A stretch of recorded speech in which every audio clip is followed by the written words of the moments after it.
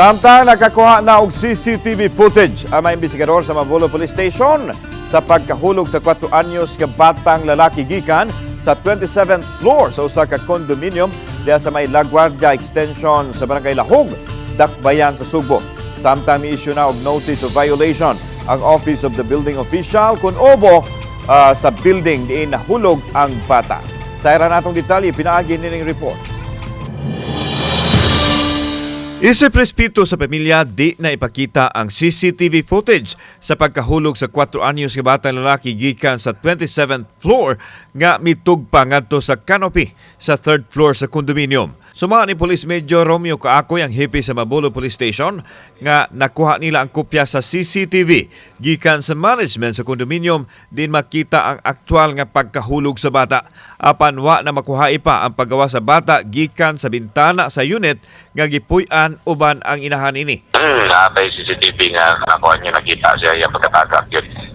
Pero ang dito sa suod sa kwarto, wala tay CCTV ato. Nahitabo ang trahedya alas 6:50 sa buntag ni atong Lunes diin gibiyaan kadyo sa iyang inahan samtang natulog ang bata kay giingong adunay gikuha sa ground floor ug nagsalig nga dali lang makabalik kay aduna may elevator ang building. Apa sa pagbalik nini, mao na lay iyang nasayran nga adunay nahulog nga bata ug sa iyang pagsusi ang iyang anak ni ay. Gidala pa sa private hospital ang bata apan gideklarar nga dead on arrival. Gidala na sa Davao ang patayng lawas sa bata diin sila nagikan.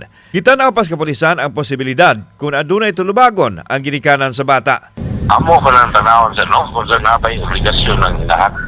Kay kasi pwede itong pambata ka natulog pa niya moto nga nagaling among tanawon nung napapag sa obligasyon na to. Samtang ibisigahan na sa Office of the Building Official kung obo ang sitwasyon sa condominium diin mi-issue na sila og notice of violation tungod kay aduna may nahitabong aksidente nga nisangpot sa pagkakalas sa kinabuhi.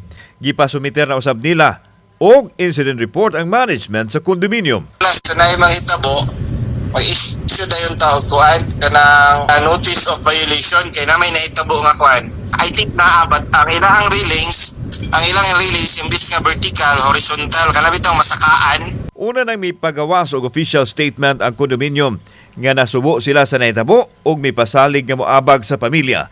Gipanigawro usab nila ang pagpatuman sa safety measures sa mga tao nga mosulod sa ilang edipisyo. Kauban si Godfrey Rillian, ako si Alan Domingo. Balitang Bisdak.